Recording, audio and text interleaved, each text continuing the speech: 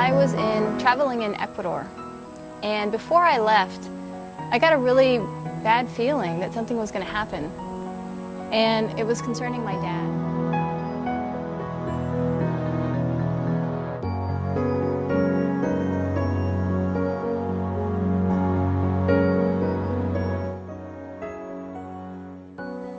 I remember returning home, and my sister picks me up from the airport. She's like, "Well, I've got some news for you. While you were gone, Dad got admitted into the emergency room because he was having multiple heart attacks. And now they want to give him a quadruple bypass tomorrow. And on top of that, Mom's been diagnosed with cervical cancer. Welcome home."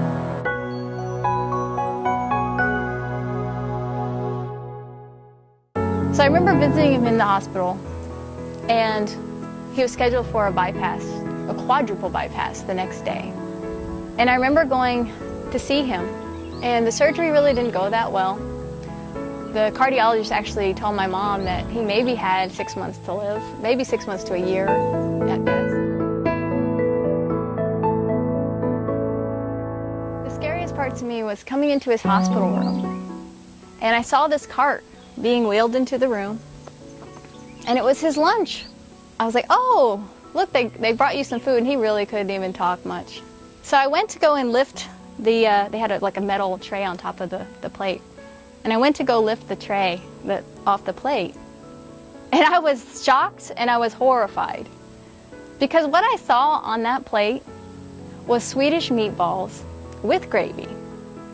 And I was like, "Whoa, wait a minute, this can't be right. He just had a quadruple bypass. He's, got heart disease." Then I lift the other tray, and under there I saw a German chocolate cake. I was like, "Whoa, wait a minute, this cannot be right. He's a diabetic." And I went and asked the person who brought the food, and I said, "Are you sure this is right? You got the wrong room here or something, because there's no way this food is for my dad. I mean, he just had a quadruple bypass operation, and he's diabetic." "Oh yeah, Damon Knight, yeah, we've got the listing." And I was like, "Are you kidding me? This is what got him in here." And they said, "Oh, what's the problem? What's the problem? They normally eat the same kind of foods after they get out of the surgery." And I said, "Well, first of all, he's a diabetic, so he shouldn't be having German chocolate cake with all that sugar. Second of all, he just had a quadruple bypass. Isn't that to unblock arteries?" "Well, yeah, he can't have Swedish meatballs with gravy on it. That blocks arteries." "Oh, well, if there's a problem with that, we'll go and get the dietitian. We'll let you talk to them." So they brought the dietitian, and I got to talk to him. I was like, "What's going on here? My dad just had the surgery, and here you're giving him this stuff to eat." "Oh, well, most patients, they go back to their normal diets and stuff." I said, "This is worse than his diet was." That's the scary part. Here he is in the hospital trying to get well, and what are they trying to feed him is something that would not only put him in the hospital, but is actually worse than what he was eating prior to going into the hospital, and that's scary. I said, "He can't eat all this because it's got too much fat in it." "Oh, okay, well, we can put him down for the low-fat plan." I said, "Oh, really? What's the low-fat plan?"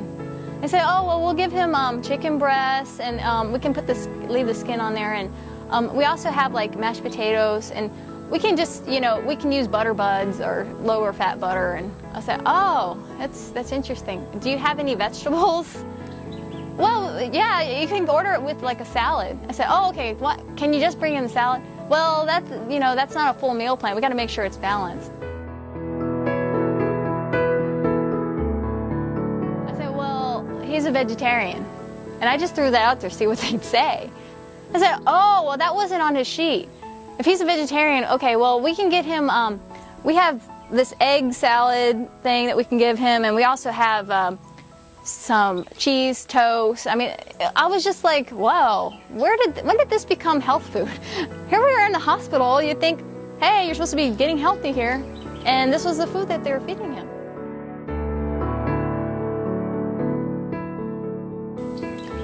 And so I finally said, "You know what, he's a vegan." And they looked at me and they said, "What's a vegan?" So they basically didn't know what to feed him.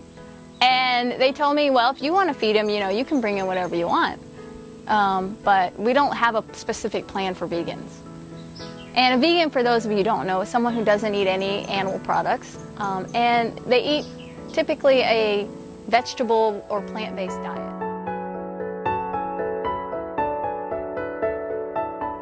And I guess I shouldn't have been so surprised as I was, because on the first floor of this cardiac hospital, as you walk in is a McDonald's. So they get you going in when you come in so you can get ready for your operation. Then by the time you go upstairs, you have your operation, you come back down, fill up your arteries, and then go and get another one. I think that's the philosophy behind it. I'm not sure. But it was just frightening to me that this is what was happening in the hospital, no less after an operation for somebody who just had a quadruple bypass.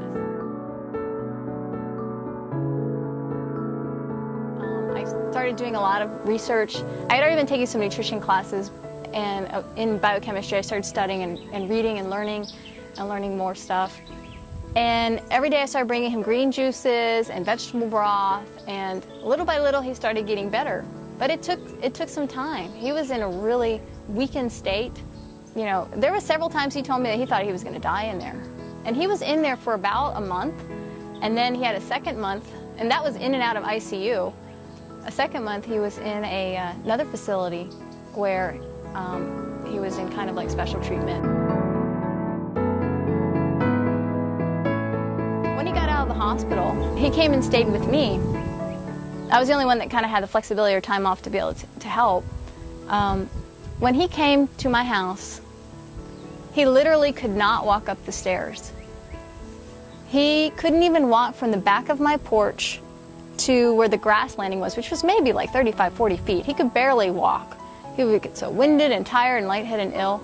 And they said he had maybe 20% of his heart, if that.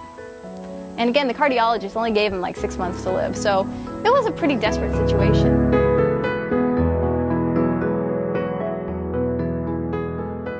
Basically became like Nurse Dina and had all the stuff. I had a blood pressure monitor, and I had his glucose, and I had all his pills lined up, and he had a bag about this large, just full of pills, because they had him on so much stuff.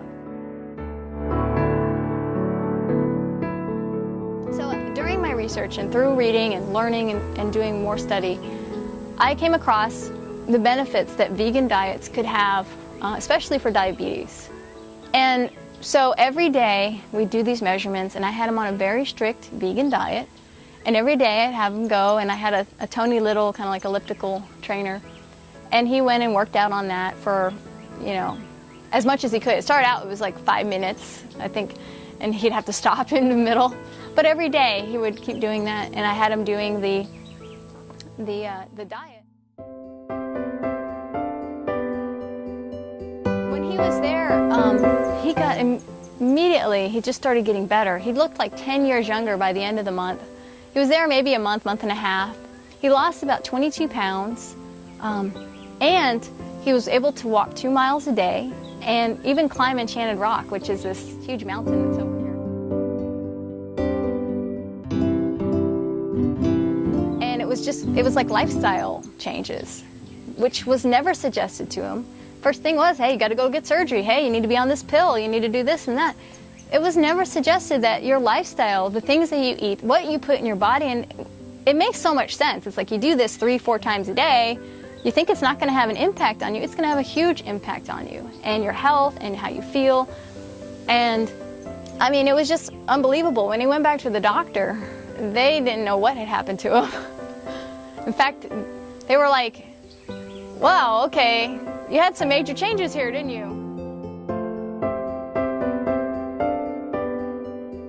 And the changes that he had were really important, because they really showed me that diet and lifestyle can really change somebody's life for the better.